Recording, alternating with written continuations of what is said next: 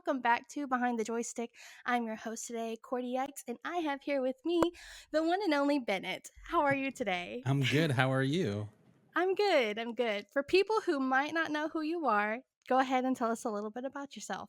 Yeah, my name's Bennett Newsom. I'm the director of esports growth and development at Full Sail University, and also go by Damn It Bennett out on the internet as far as gaming and streaming and content is concerned.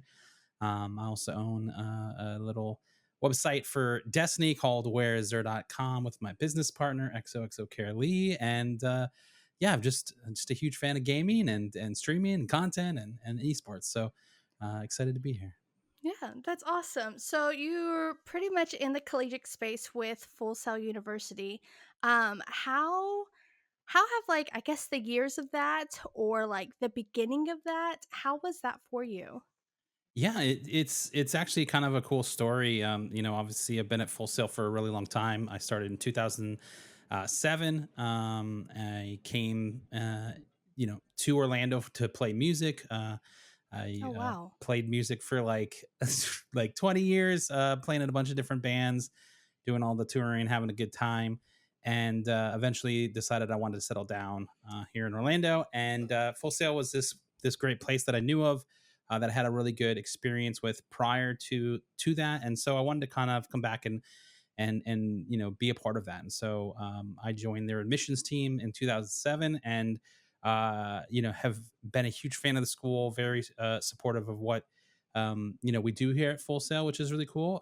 And still played music, but somewhere along the way, things just kind of got I don't want to say stale. I just kind of was like, I think I've done this for long enough. Like I was Right. ready to move on to some new adventure.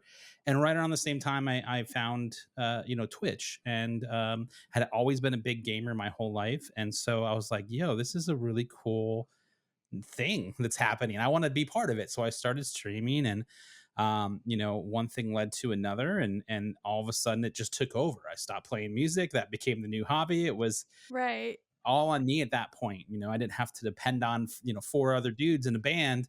I could just kind of have fun, do my own thing, and make my own way.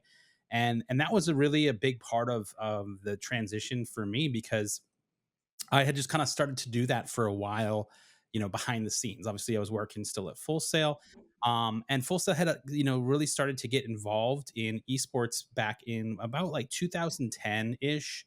We were a title sponsor for MLG, which is Major League Gaming, which was like the epitome of all things esports back in those days. And so we were hosting events on our campus. We were, paying attention to the landscape of those types of productions, and we were seeing a ton of grads go in that direction. So we really started to pay attention. I think my very first like esports trip was with Full Sail in 2013. Went out to MLG Ohio, and was just really blown away by everything. Seeing it at Full Sail is one thing, but going out and seeing the whole championship and everything happening and meeting a bunch of different people, Right. it was really cool. And from that moment, I just really started to really focus in on what I was trying to do in gaming, which eventually led me to joining on the content side of things for different esports organizations. And then about around that same time is when Full Sail decided that they were going to start pursuing esports. And one of the great things about esports at Full Sail is it has total complete buy-in from our administration. So it came down from the Right. top saying, "Hey, we want to be involved in this. What do we do?" And um, obviously my boss, the incredible Sari Keitlin, who's been on the show as well. Yes. I got a message from her saying, "Hey, would love to talk. We're doing this thing. See, you're kind of already involved in it. Would love to have a conversation." And I had known Sari from working at Full Sail for, at this point, maybe it's like 10, 11, 12 years, maybe. We had a great conversation, and I was just kind of telling them about my experience in the esports space and content and streaming spaces. And little did I know that that was kind of like a job interview. It was definitely something that I wasn't expecting, because they said, "Hey, do you want to do this?" And I was like, "Wait, what?" you know. Right. So That's awesome. Barry and Jacob, his nachos was there, and we all kind of came together and said, "Yeah, let's do this." And I actually, for a while, was working both in admissions for the first part of my day, and then going over and working and helping kind of build what is now Full Sail Armada at Full Sail. So it was a long time. For about a year, I worked both positions. Mm. Kind of split my time, which was definitely crazy. Working 10, 12 hour days. Right. Was definitely wild, but it was worth it. It was this excitement, this new like flame had been lit. Like I said, I've always been a huge fan of Full Sail and what our degrees offer, and really just the mindset of our education model is so different from what else is out there. And my brain's super wired differently, so like that type of education model like just makes sense to me. Like, hey, I'm gonna go do the thing. And that was a really really big part of it for me. So this new Sparklet obviously really focused in all the things that we were doing in esports. And that was around 2016-17 Mhm. when all of that was starting to go down. We officially, announced our competitive teams in 2017, and from there, just kept moving forward, which was really, really fun and exciting. 2018, we announced that we were building, the largest esports arena on any college campus, and that opened in 2019. We're not going to talk about 2020 because obviously Yeah, we right. knew what happened then, but we really made a lot of effort. And Full Sail's a really really special place. It's very different from most institutions, and the things that we're able to do here are unique. The fact that we Mm. built a production space like the Fortress is really crazy. And most schools couldn't do that, and we've had incredible opportunities to put on insane events there. Obviously, Orlando Health is a huge part of that. So, they have the naming rights to the Fortress. So it's the Full Sail University Orlando Health Fortress. And they've been a great partner along the way. And, we're just really excited about the future of esports in, not only in Florida, but obviously in Central Florida where we are. It's just a really exciting time for us. It really is, and the cool thing is, that the fact that from growing in 2007 or 2018, whenever it really Yeah. started, and then now you're up here with like one of the major, like anytime someone talks about a collegiate esports like space, Right. it would be the Fortress. It would Yep. be Full Sail and what they are providing with their Armada team, and how like a few of the other colleges that are just now clubs would only dream to be, and are like inspired. So it's kind of like everyone around, to me at least, I guess looks up to you guys because y'all have taken shots and have made different things to where like it inspires everyone else to kind of follow in Yeah. and kind of take the roads that y'all have. And the cool Absolutely. thing also with like with you, with Sari, and like the rest of the team, is that y'all are more of like an open book than anything. Some people, they kind of keep their, this is our playbook, this is Yeah. ours, you have to figure it out yourself. But you're like, no, if you're in another spot or you're in Yeah. another space, let me help you Yeah. because you're going to be my person. Yeah, absolutely. And we're lucky in the sense that we got started early, right? And that we had that total buy-in from above that like, most schools don't have that. So we understand how lucky we are in that sense. The other thing too is there are other schools out there that have helped along the way. When we first got started, we reached out to other schools and like, "Yo, check this out. Here's all of our stuff." And we're like, "That's awesome." And that was such a open, arms type of moment that we said, we're doing this moving forward. Like if anybody needs Right. help, we will be a complete open door, open book for you. Because we always make this joke. Sari and Jacob and I talk about the whole idea of rising tides or rise all ships or whatever the saying is. I think we say it wrong every time, but like the mindset Right. is the same. It's like what's good for collegiate esports as a whole is good for Full Sail.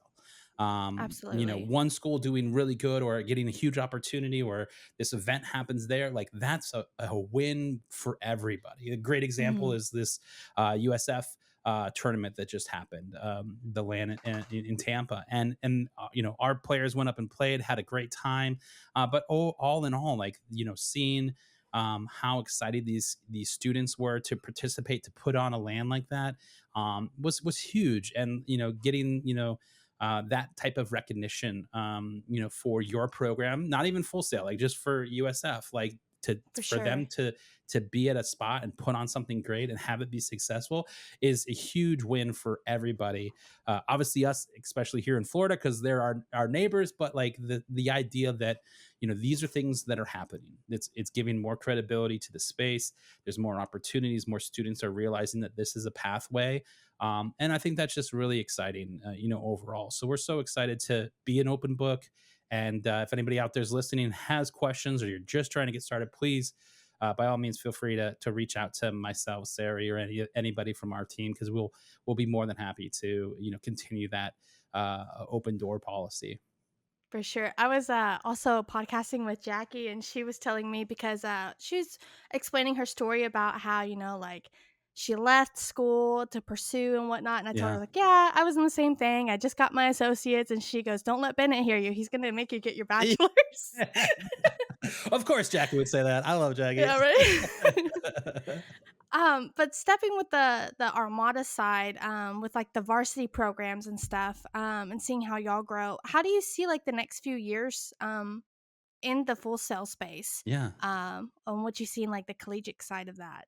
for sure. And, the something I think that I always kind of have pointed to, has been that for the most part, and it's really starting to shape up now. Mhm. But for the most part, the players that have been coming into the collegiate space, they've never been coached. They've never been in like a truly organized esports effort prior to maybe their college. Now there's Right. some, obviously that played in high school, and that's different, but you're really starting to see middle school and high school esports really formalize now. And you have things like XP League, which is a youth esports organization that is, tons of kids. It's like age 7 to 17, I want to say, and they're doing really great things with coaching and just learning all things esports. So I think that's a big part of it for me, is really seeing the space evolve. Mhm. And I think that as collegiate esports continues to grow, we're going to see better and better and more organized players come into the space, and the competition is going to not only go through the roof, but the opportunity for scholarships is going to be really incredible for a lot of students. That they're going to have an opportunity to come and play and not have to worry about a lot of other things that most college students have to think about, because they're able to come into these well-established programs with the not only the talent, but the dedication behind it, the organization, the coaching. That's a huge part of a battle that's always hard. Is trying to explain and coach someone that's never been coached in esports. So I think Right. that's a huge part of what we're talking about. As well, I think the other side of that is that these programs that are continuing to develop are only going to get more established, and more support hopefully will continue to come in for that, giving the kind of competitive space a whole excuse me, a whole nother aspect for schools going against other schools. And I think that is going to be a really excuse me, a really exciting time. What would you say for someone who maybe doesn't feel like that they're able to be like a pro player, or they're not seeing like their path aligned to being a Yeah. pro player or a coach? What would you say would be like they wanted to do something you did, Yeah. like starting with the fortress and getting people, pretty much a team to become what it is today? What advice would you, have for them if they wanted to do something like you're doing? Yeah. So I think the first and foremost, I think the most important mindset that we have at Full Sail is that there's so much more to esports than just being good at the game. Right. Obviously, that's a huge part of it. You like competitive aspect of esports is huge, but there's so much other opportunities in esports that you may not necessarily think out right, right off the top, right? And so being a pro player, yeah, absolutely, that takes time, that takes dedication, that takes skill and talent. um, but there's other avenues to the world of esports, and that's something that we really try to focus on here at the school. Whether that's the business side, whether that's the event and technical sides of things. Production is a huge part of what we do at Full Sail. And so I mean, there's all of these avenues that you can go into, and if you look at the different degrees that Full Sail offers, all of those touch on esports, and they all have some offshoot that goes into that world.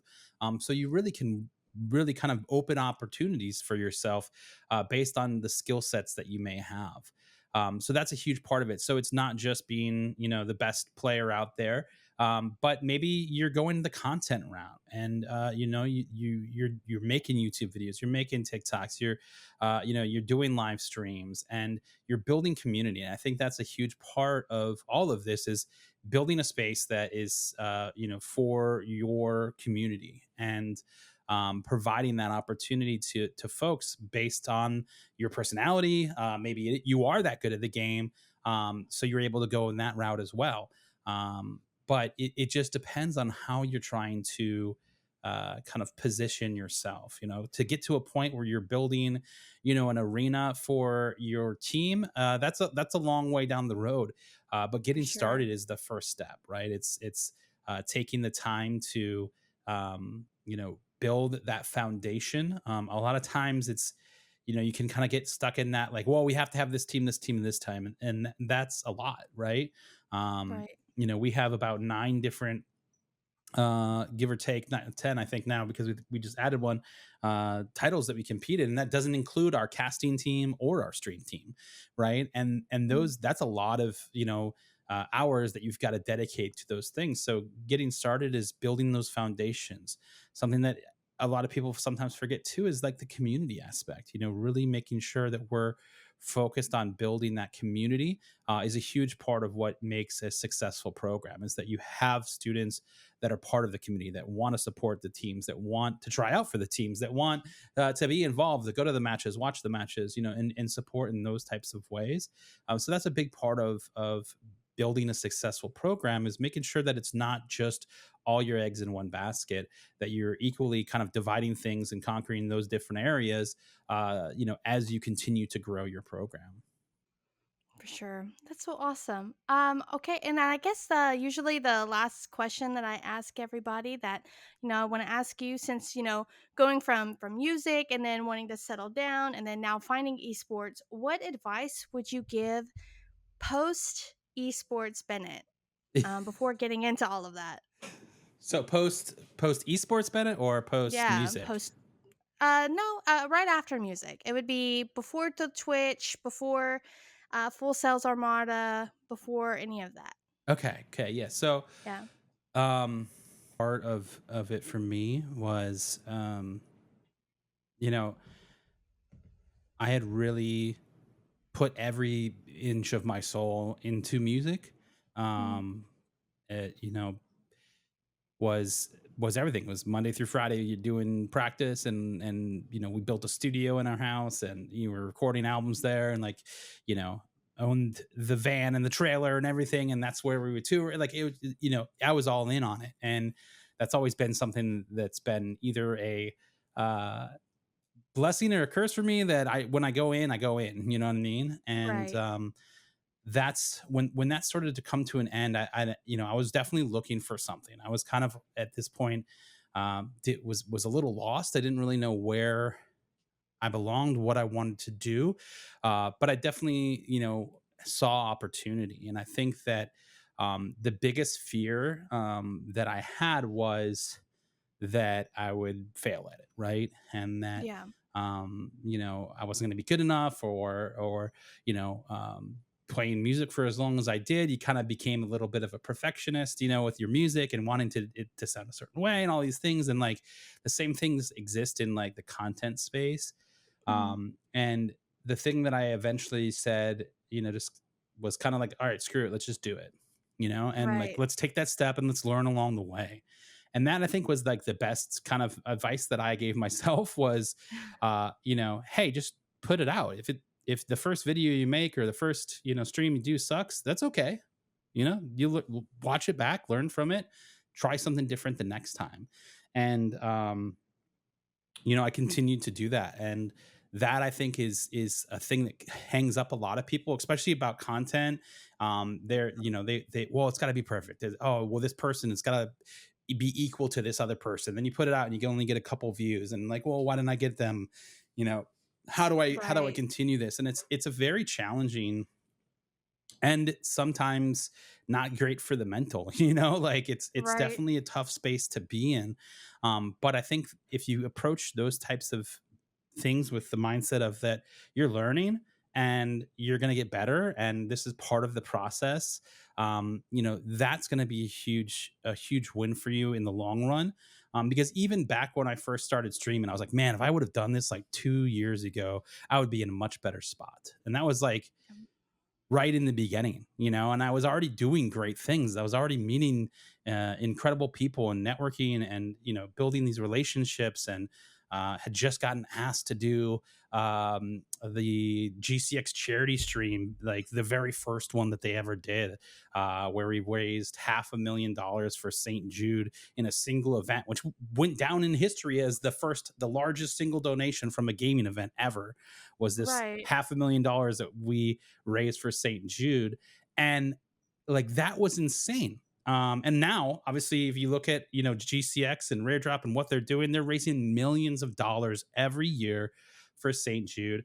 And to think that it started with this, idea of like a bunch of people getting together to hang out, and they were like, we should probably do something good with this, like, and Right. it turned into that the next year, like I'm honored and blessed that they even asked me to be part of it, and I had a 4 hour block. I think we raised like around $3,000 during our block, and for a That's tiny awesome. creator at the time, that was a huge deal and such a huge momentum push for me in the content space that I said to myself, I was like, hey, maybe that imposter syndrome, thing, maybe you know what you're doing, like maybe this Right. is this is a good thing, keep doing it, and like those, I don't think I would have ever had those opportunities had I not just tried and went for different things, as we continued to develop and figure it out and find pathways, because I can guarantee you that I wouldn't be doing what I'm doing today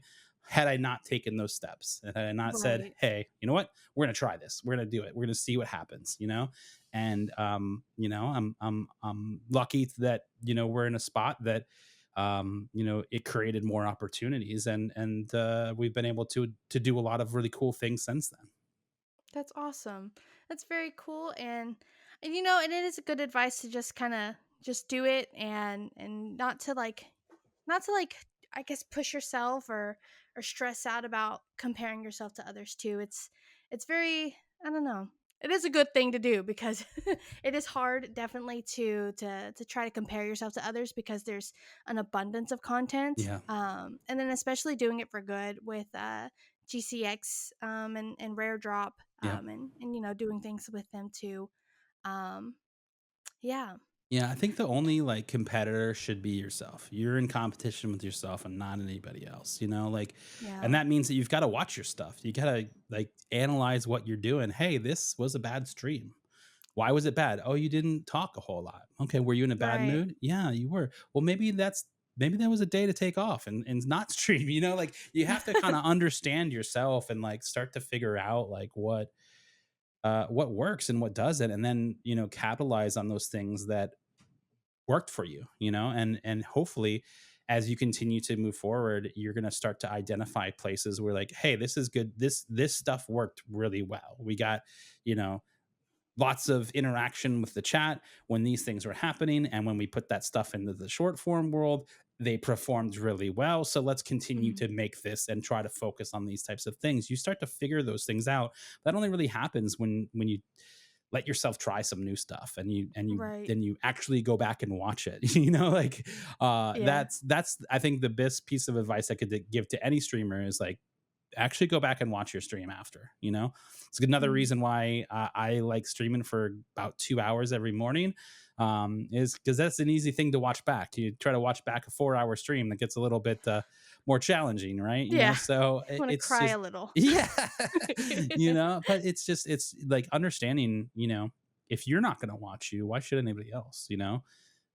So those types of things are always really important, and I feel like I'm a little all over the place in the world of what esports is, with the streaming and the content and the Zer, and then all the things at Full Sales. But it's such a fun environment to be in, and the opportunities that are in that for so many students, and just watching people go through the program and be able to do a lot of really cool things is just such an exciting aspect of my job, to be there to support them, to try to help point them in the right direction, when going through the program. For sure. That is awesome. Well, thank you so much for sitting here with me. Thank you for being the last person of season one, I know. which is crazy. It's crazy that it's come to this, which is awesome. I guess, where can people find you? What are your socials? Yeah, so it's Damn It Bennett on pretty much everything. So Twitch, TikTok, Twitter, Instagram, uh, Blue Sky, all of the things. Blue It's Sky? it's yeah. Well, dammitbennett.com as well. That can get you to all of the places. It's usually the best place to go. But yeah, that's where. And obviously you can find Full Sail at Full Sail Armada, fullsail.edu. And yeah, thanks so much for having me. No problem. And we'll also put everything in the description or the show notes wherever you're listening to this today. And yeah, we'll see you next time. Bye, guys. Bye.